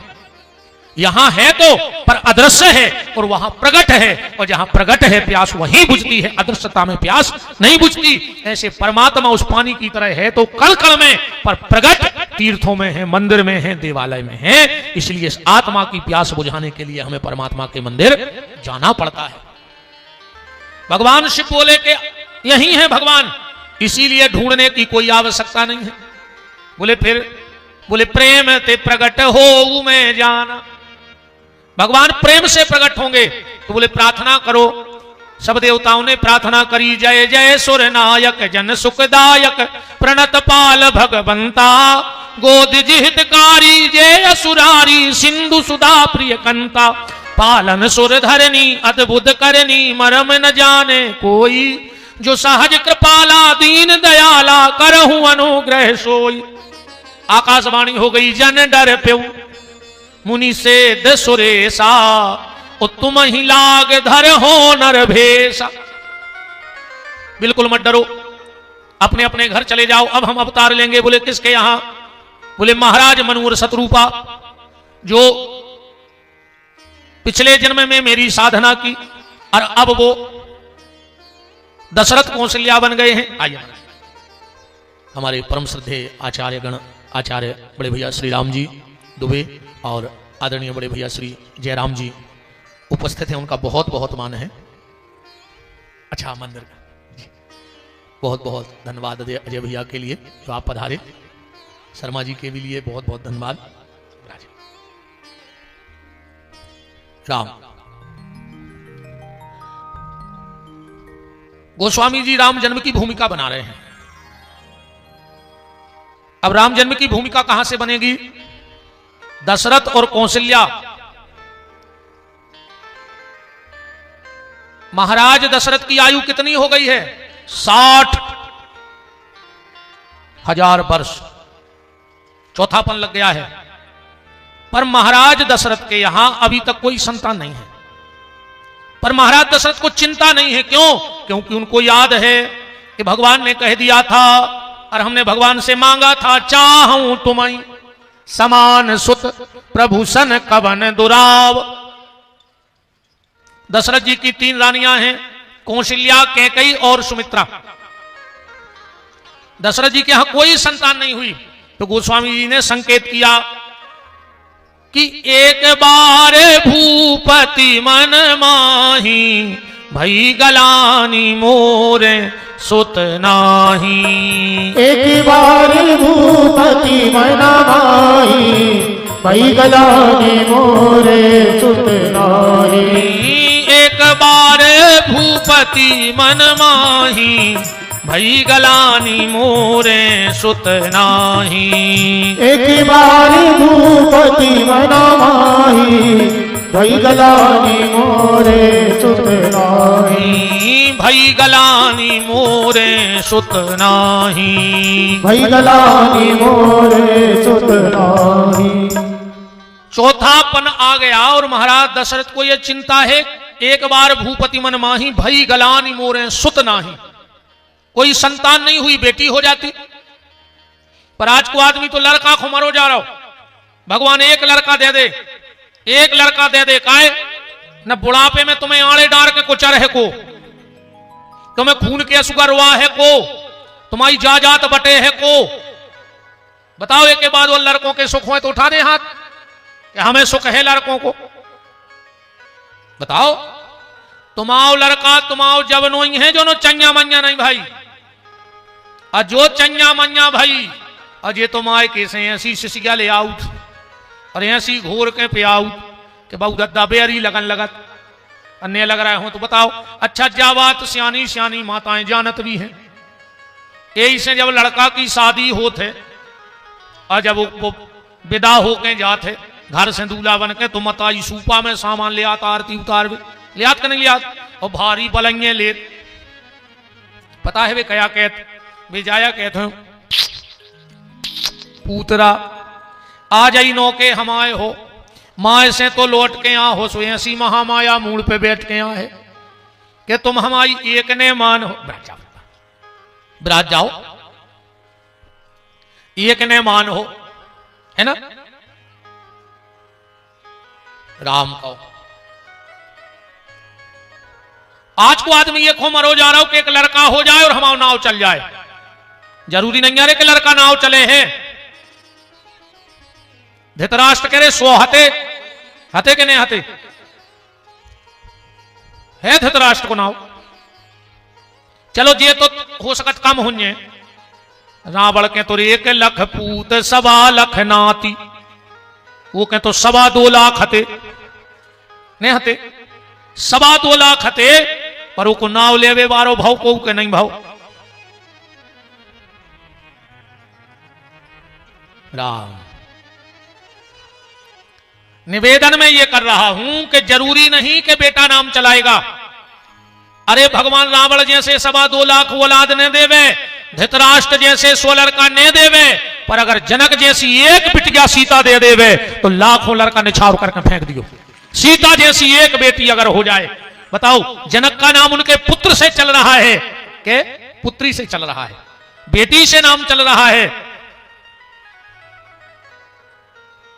मीरा का नाम, माता सबरी का नाम, कर्मा देवी का नाम, झांसी की रानी का नाम, दुर्गावती का नाम, अवंतिका देवी का नाम, ये अपने किस नाम से चल रहा है? इनके परिवार के बेटी के नाम से चल रहा है कि नहीं चल रहा है? दशरथ जी को बड़ी गलानी हुई कि हमारे यहां कोई संतान नहीं है। तो जीवन में जब कष्ट आवे तो व्यक्ति को क्या करना चाहिए? नीचे की रामायण की चौपाई लिखी है कि गुरु ग्रह तुरत गए महिपाला, और चरण लाग कर विनय विशाला, निज दुख सुख सब गुरु ही सुनावा। दशरथ जी गुरु जी के चरणों में लिपट गए, बोले गुरुदेव अब तो आप ही हमारे सहारे हो, आप ही कुछ करो, आप ही कुछ करो। निज दुख सुख, अच्छा दुख और सुख, तो दुख तो जो सुनाओ कि हमारा औलाद नहीं है, सुख का सुनाओ, या फिर कोई ऐसो भी कर ले। दशरथ जी बोले कि गुरुदेव हमारे जीवन में दुख है तो हमारा संतान ने थी, सो हमारे दुख ने हमें तुम तक पहुंचा दो सुख तक। गुरु क्या है? सुख। तो मेरे दुख में इतनी ताकत है कि उसने मुझे गुरु रूपी सुख से मिलाया। अब मैं ये देखना चाहता हूं कि गुरु रूपी सुख हमें कहां पहुंचाता है। वशिष्ठ जी बोले चिंता मत करो, जब तुम्हारे दुख में इतनी ताकत है कि वो मुझसे मिला सकता है, तो गुरु में भी इतनी ताकत है कि वो गोविंद से मिला सकता है। अब मैं तुम्हें गोविंद से मिला के रहूंगा, भगवान से मिला के। वशिष्ठ जी ने कह दिया राजन यज्ञ करना पड़ेगा। दशरथ जी बोले कितना खर्च हो जाए? आप तो कल से यज्ञ करो। बोले हम वो यज्ञ नहीं कर पाएंगे। देखो कर तो लेते, पर ये बड़ों का बड़कपन होता है कि वो छोटों को मान्यता ज्यादा दे देते हैं। ये बड़ों का बड़कपन है कि वो छोटों को ज्यादा मान्यता दे देते हैं। बोले हम नहीं कर पाएंगे यज्ञ, फिर कौन करेगा? बोले ये यज्ञ श्रृंगी ऋषि करेंगे। रामायण में चौपाई लिखी कि श्रृंगी ऋषि वशिष्ठ बुलावा, ओ पुत्र काम शुभ यज्ञ करावा। ये श्रृंगी ऋषि को आए, दृष्टांत महासागर में कथा आई है। एक विभांडक नाम के महात्मा हुए जो जंगल में तपस्या कर रहे थे। जब इनकी तपस्या पूर्णता पे आने लगी तो रंभा नाम की अप्सरा ने इनकी तपस्या को खंडित कर दिया और इनका तेज गिर गया जमीन में। एक हिरणी ने उस तेज को चाट लिया और वो हिरणी हो गई गर्भ से, उसके गर्भ रह गया। उसके यहां एक बच्चा हुआ जो शरीर तो इंसान जैसा था पर उसके सींग हो गए। इनका नाम ही श्रृंगी ऋषि पड़ा। विभांडक ऋषि ने विचार किया कि हम स्त्री को जानते थे तो स्त्री को देखकर हम मोहित हुए, पर अब हम अपने बेटा को दूसरी स्त्री देख नहीं दें। जब वो स्त्री के बारे में जान है ही नहीं तो मोहत कहां से हुई है? जंगल में रख के पाला पोसा बड़ा किया। उसी समय अयोध्या में भयंकर अकाल पड़ गया। बूंद बूंद की त्राही मच गई, जनधन की हानि हानि होने लगी। दशरथ जी ने वशिष्ठ जी से कहा, गुरुदेव गुरुदेव अब आप कोई उपाय बताओ। बोले एक ही उपाय है, अगर श्रृंगी ऋषि का पांव अयोध्या की भूमि में पड़ जाए तो बारिश हो जाएगी, पर उनको लाना बहुत कठिन है। बोले हम प्रार्थना करेंगे। बोले नहीं मानेंगे, उनको तो छल से लाया जा सकता है। तो छल के द्वारा श्रृंगी ऋषि को अयोध्या लाया गया, भयंकर बारिश हुई। पर जब विभांडक को पता लगा कि दशरथ मेरे पुत्र को छल से उठा ले गया, तुझे फरसा लेके दौरे है, मारवे, पूरी अयोध्या को विनाश करवे। वशिष्ठ ने कहा, राजन बस अब एक ही उपाय है, दोनों हाथ पीछे बांध लो, गले में गाय बांधने वाली रस्सी टांग लो और मुंह में एक घास का तिनका दमा के अयोध्या की सीमा में खड़े हो जाओ, वरना एक संत के क्रोध से अब अयोध्या को कोई नहीं बचा सकता। और जितने जल्दी हो सके, जो तुमने काशीराज की बिटिया जिसका नाम है शांता, उसका विवाह कर दो श्रृंगी से। तो काशीराज की जो गोद ली हुई बेटी दशरथ जी की थी जिसका नाम था शांता, उसका विवाह किया। और अपनी गद्दी पे जब इतना सम्मान देखा तो विभांडक का क्रोध शांत हो गया। ये दशरथ जी के दामाद भी हैं श्रृंगी ऋषि, उनको बुला लो तो यज्ञ हो जाएगा। दशरथ जी ने कहा, सुमंत जाओ, श्रृंगी ऋषि के यहां निमंत्रण ले जाओ। वशिष्ठ जी बोले रुक जाओ, श्रृंगी ऋषि के यहां राजा दशरथ नहीं जाएगा, ना राजा दशरथ का मंत्री जाएगा। बोले फिर कौन जाएगा? बोले वहां एक याचक दशरथ जाएगा, एक भिखारी दशरथ जाएगा, एक मांगने वाला दशरथ बन के जाएगा। क्यों? कि संत के दरवाजे कभी धन के अभिमान में नहीं जाना चाहिए, ज्ञान के अभिमान में नहीं जाना चाहिए, और मान की कामना लेके नहीं जाना चाहिए कि हम वहां जाएंगे तो हमें सम्मान मिलेगा। क्योंकि जो मंदिर में संत के सामने तीर्थों में सम्मान की कामना लेके जाते हैं, मैं चैलेंज देता हूं, ना तो उसे भगवान मिलेगा, ना जप का, ना ध्यान का कोई फल मिलेगा।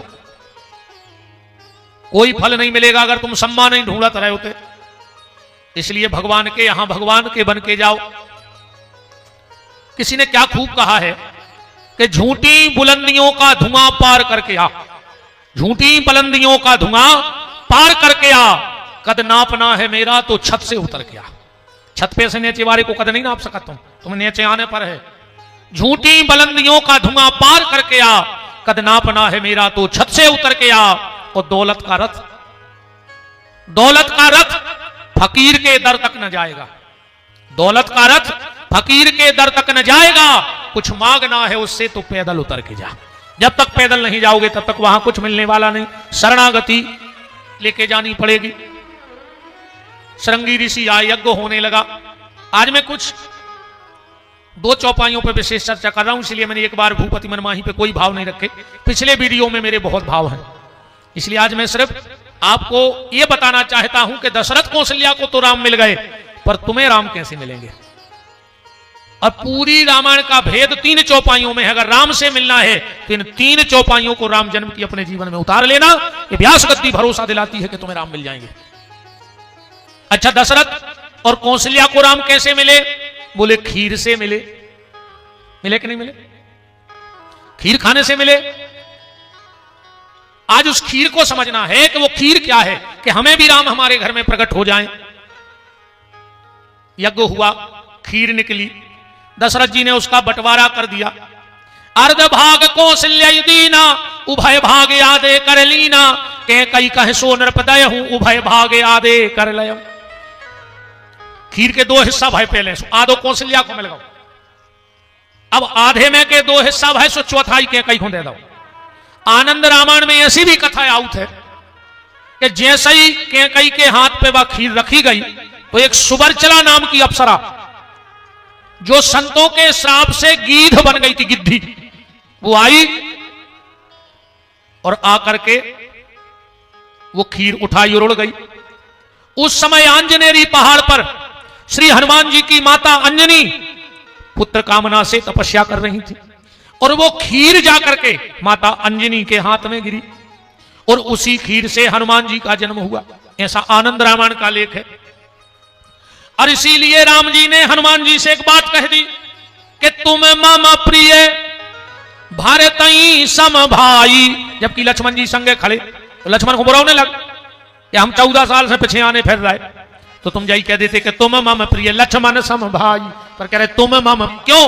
राम जी बोले हनुमान, जिस खीर से भारत का जन्म होना था उसी खीर से तुम्हारा जन्म हुआ है, इसीलिए तुम भी मुझे उतने ही प्यारे हो जितना मुझे भारत प्यारा है।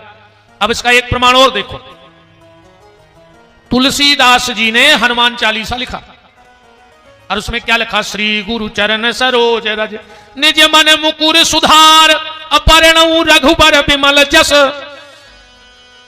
किसका जस है? वरणु रघुबर। आज पूरा हनुमान चालीसा पढ़ो तो मैं प्रशंसा हनुमान जी की है। तो ऐसे तो जो लग रहा हो कि माल कछु और लेवल कछु और चिपका के मार्केट में बेच दोगे। बताओ, राम जी की प्रशंसा है क्या हनुमान चालीसा में? हनुमान जी की प्रशंसा है, पर छापा काय को लगो कौन कंपनी को? वरणु रघुबर विमल जस।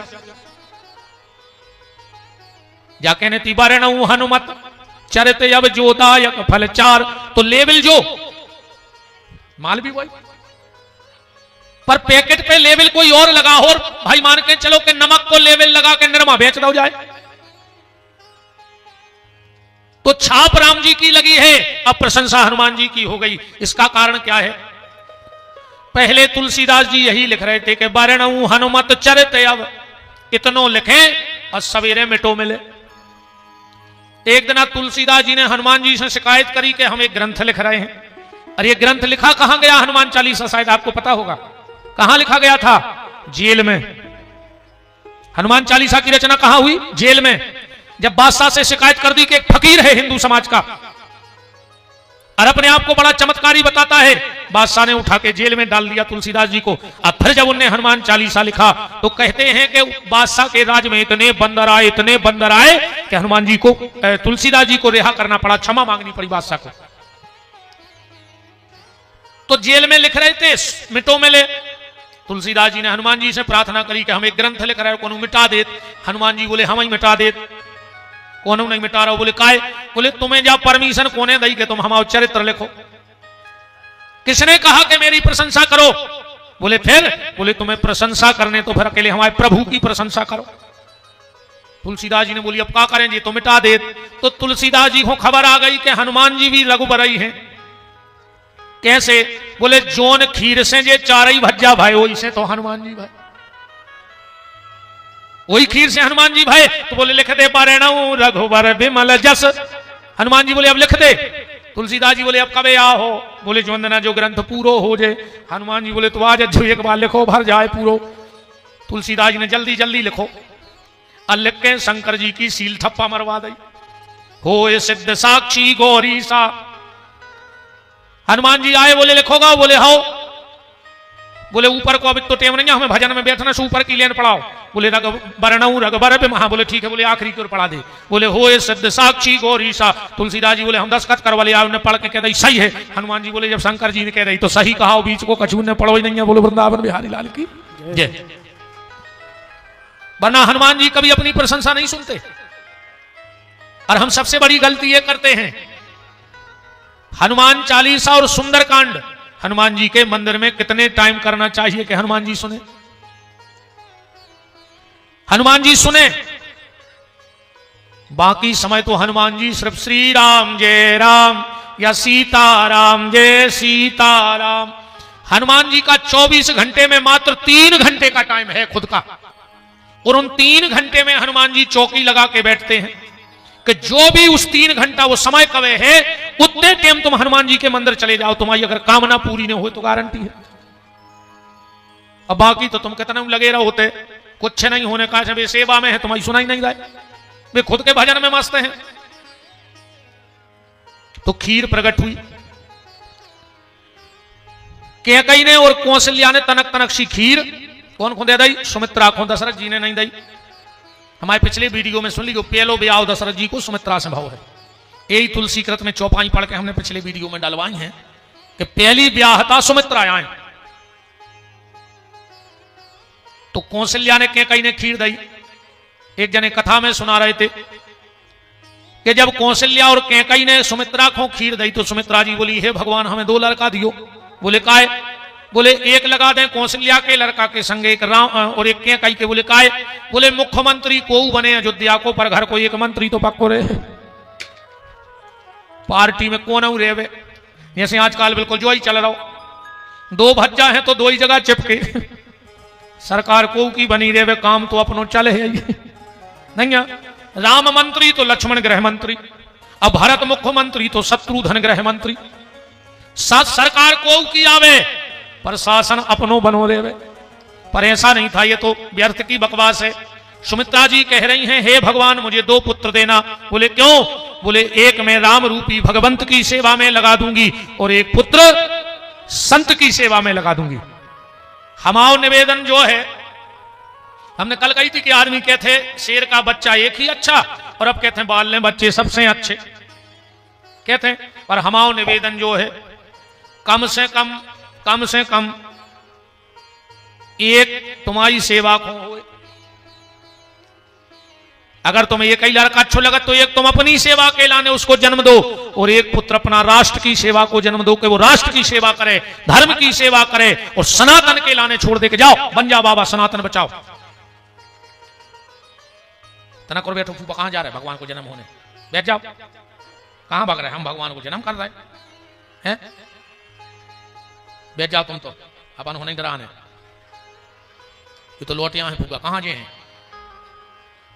बैठो। अब को भागी दो, राम जी को जन्मा होने, अब जा तो सुनाई ले कि तुम्हें राम कैसे मिल, कौन से लिया दशरथ को खीर से मिल गए, तुम्हें कैसे कुछ जानकारी है?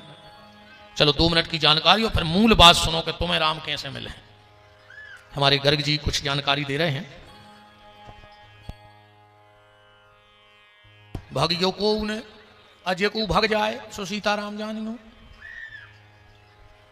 भाई देवता यार है सावन में गार्डन में स्वरूप बदल बदल के राम को जन्म होने, तुम्हें तहीं से भगे जा रहे। ओम कृष्णाय वासुदेवाय हरे परमात्मने प्रणक्लेशाय गोविंदाय नमो नमः। मंचस ब्राजस हमारे बुंदेलखंड के तुलसी श्री विपिन बिहारी जी महाराज के चरणों में प्रणाम। मंचस आचार्यगण सभी को प्रणाम। हमारे एमएस गार्डन में जो कथा चल रही है उसके मुख्य जनवान श्री सुरेश कक्का जी भैया को प्रणाम। और इसके जो सूत्रधार हैं हमारे, क्या करना चाहिए उनको, तो हम व्यास की भी उपाधि दें तो कम है। मतलब ऐसा कि जो व्यास जी ने तो रचना की थी, पर उसका जो यहाँ सहितार्थ मिलता है, हर वर्ष वो कथा कराते हैं। ऐसे हमारे मुन्ना पुरुषोत्तम चौबे और राहुल भैया को प्रणाम। जैसा कि हम लोगों ने निवेदन किया था वहाँ बद्रीनाथ में कि आप ये जो जल हम लोग ले चल रहे हैं इसका आप रामेश्वरम में कैसे चढ़वाओगे, तो उनने वादा किया था कि हम आपको रामेश्वरम ले चलेंगे। तो अपन को 26 जनवरी मतलब 10 जनवरी में 26 में चलना है। तो उसके बारे में कुछ जानकारी हम आपको दे रहे हैं कि इसमें है जे रामेश्वर दर्शन करही बिन प्रयास भव सागर तरही, जे गंगा जल आन चढ़ावई ते नर पूज मुक्ति तर पावई। जो अपन गंगा जल ले आए हैं, जब तक वो रामेश्वर में नहीं चढ़ेगा तब तक अपने वो गंगा जल का ज़्यादा महत्व नहीं है, इसलिए अपन को इस गंगा जल को लेके चलना है। अच्छा, और जैसे अपने क्षेत्र के जो गुरुजी हैं उनकी एक और विशेषता है। हम लोग जैसे ओंकारेश्वर गए थे, संत समागम का पिछले वर्ष सम्मेलन हुआ था, उसके जो मुख्य अतिथि थे राजेंद्र शुक्ल जी, तो वहाँ हमें प्रतिनिधित्व करने का मौका मिला। जब नाम पुकारा गया कि रामकृष्ण गर्ग 2 मिनट के लिए बोलेंगे, तो हम ज़्यादा उसमें नहीं क्योंकि हमने कहा उसमें क्या है, कहने लगे कि विपिन बिहारी जी जो एक क्षेत्रीय भाषा का प्रचार कर रहे हैं, वहाँ उनने प्रशंसा की, जिसका संचालन अरविंद त्रिवेदी जी कर रहे थे, उज्जैन मंदिर के थे। तो फिर हमने कहा कि नहीं, अब हम इनको बुलाया जा रहा है। तो ऐसी कथा जो बुंदेलखंड के जो तुलसी है वहाँ भी इसकी मांग है। मतलब हमारी बुंदेलखंड की कथा को जीवित रखने में इनका बहुत श्रेय है, हम तो इनको बारंबार प्रणाम करते हैं। और यही कथा अपने रामेश्वरम में इन्हीं के मुखारबिंद से अपन को सुनने को मिलेगी 14 जनवरी 2026 में। तो यहाँ से अपन को चलना है 10 जनवरी को और 13 जनवरी को पहुँचेंगे। और यहाँ से बस द्वारा अपन को बीना जाना है और बीना से 4 बजे अपन को ट्रेन मिलेगी। 4 बजे अपन तो 13 जनवरी को वहाँ रामेश्वरम पहुँचेंगे और 22 जनवरी को वहाँ से वापसी है। गुरुजी कथा राम कथा या भागवत कथा? अच्छा जी जी, हाँ आप ही व्यास जी रहेंगे। अब कथा जो भी है 22 जनवरी को वहाँ से अपन वापस आएंगे। इसके लिए आप लोगों से निवेदन करने के लिए हमको बुलाया है कि अपन आधार कार्ड और 2 फोटो अपन को शीघ्रता से जमा करना है, जिससे अपने रिजर्वेशन में कोई ज़्यादा परेशानी ना जाए और अपना रिजर्वेशन सुनिश्चित हो सके। इसके लिए आपको आधार कार्ड, 2 फोटो और राशि 6500 रुपये रखी गई है, जो एक नॉमिनल है, क्योंकि यहाँ से बस द्वारा और वहाँ पूरी व्यवस्था। अभी मुन्ना भैया जून में गए थे तो वहाँ धर्मशाला वगैरह सब पूरा बुक करके आए। इतनी चिंता है और कह रहे थे कि हम फिर पहले से पहुँच जाएंगे। किसी भक्त को, जैसे हम लोग बद्रीनाथ गए थे, वहाँ लगभग 400 लोगों की व्यवस्था थी, पर वहाँ जब पहुँचे तो 700 थे, 900 थे, जी जी जी 900 थे। और घर से भी अच्छी व्यवस्था रही, किसी को ये महसूस नहीं हुआ कि हम बद्रीनाथ में हैं। इतनी प्यारी व्यवस्था, खाने पीने से लेकर दवाई दारू से लेकर सोने पड़ने की बहुत अच्छी व्यवस्था रखी। ऐसे साधुवाद के पात्र थे हमारे मुन्ना भैया, उनको तो हृदय से जितनी भी कहा जाए वो कम है। ऐसे हमारे मुन्ना भैया हैं, अभी भी वो जून में वहाँ धर्मशाला वगैरह रिजर्व करके आए हैं और उसी की व्यवस्था में लगे हैं। तो इसके लिए अपन को आधार कार्ड और 2 फोटो अति शीघ्र मुन्ना भैया के यहाँ, राहुल भैया के यहाँ या श्रीकांत के पास जमा कर सकते हैं। साथ में 6500 रुपये की राशि आप जमा करें, जिससे अपना रिजर्वेशन सुनिश्चित हो सके। इन्हीं शब्दों के साथ मैं आपसे आज्ञा लेता हूँ। जय जय बोलो काशी विश्वनाथ की। आप लोग सुनने में चूक गए हो, हमारे गर्ग जी ने जाने कही दवाई दारू, आपने कहते दवाई दारू से जो हंस रहा है कि बाबी है जुगाड़ का। गर्ग जी जा कह रहे हैं कि दवाई तो हो जाई, पर भगवान करे तो दारू का बन जावे भी मिल जाए है। दारू का बन यहाँ का ही है, बन जल्दी जल्दी में नहीं किया पाए। एक जानकारी और, मतलब इसमें रामेश्वरम के मंदिर के बारे में थोड़ी सी आप संक्षेप में सुन लें। वहाँ जो अपन मंदिर चल रहे हैं, रामेश्वर मंदिर, जो स्वयं अभी कथा में आएगा कि राम जी के द्वारा स्थापित है और एक हनुमान जी के द्वारा, 2 शिवलिंग है उस मंदिर में, जिसको एक रामलिंगम और दूसरा शिवलिंगम है उसमें, और एक शेष मणि भी है उसमें। शेष मणि का दर्शन 4 से 5 बजे के बीच में आरती में होता है। गंधमादन पर्वत भी है वहाँ, जटायु मंदिर भी है, पंचमुखी हनुमान है जहाँ पहले उनने दर्शन दिए थे वहीं पर, और धनुष कोठी है, जो 2 समुद्रों का मेल भी है, हिंद महासागर और बंगाल की खाड़ी। ऐसा रामेश्वरम का प्रभाव है। कहते हैं कि वहाँ जिस कामना से अपन जाते हैं वो कामना निश्चित तौर से पूर्ण होती है, क्योंकि वहाँ राम जी ने माता सीता जी के द्वारा ये अपना जो रामेश्वरम का स्थापना की थी, वो उन दोनों के द्वारा की गई है, जिससे ये सिद्ध भी है। गंधमादन पर्वत भी है, वहाँ 22 कुंड भी हैं, जिनका 22 कुंडों का स्वाद अलग अलग है। समुद्र के किनारे होते भाई भी मीठे कूप हैं। ऐसे हमें रामेश्वरम की यात्रा करने वाली, और 1212 खंबे हैं, 1.5 फुट लंबा गलियारा है, जो विश्व का सबसे बड़ा गलियारा है। ऐसे हमें रामेश्वरम के दर्शन जाने का सौभाग्य प्राप्त होगा। और हम जी जय। अब हम जन्म की तरफ चलते हैं। बात को समझना, खीर क्या है? खीर 3 चीजों से बनती है। अगर तुम भी चाहते हो कि कौशल्या और दशरथ की तरह राम तुम्हें मिल जाएं, खीर बनती है 3 चीजों से, दूध से, चावल से और शक्कर से। अब फिर में तुम स्वाद के लाने काजू, किशमिश, बादाम, छुहारे, कछु डालत रहो, पर प्रमुखता से 3 चीजों से खीर बनती है, दूध से, चावल से और शक्कर से। 2 मिनट और बैठे रहो, आप लोगों से निवेदन है, 2 मिनट के लिए बस, मत जाओ। राम जी के जन्म को सुन लो, हम ज्यादा विस्तार नहीं देंगे, मेन आपको बात बता रहे हैं। दूध का मतलब है ज्ञान।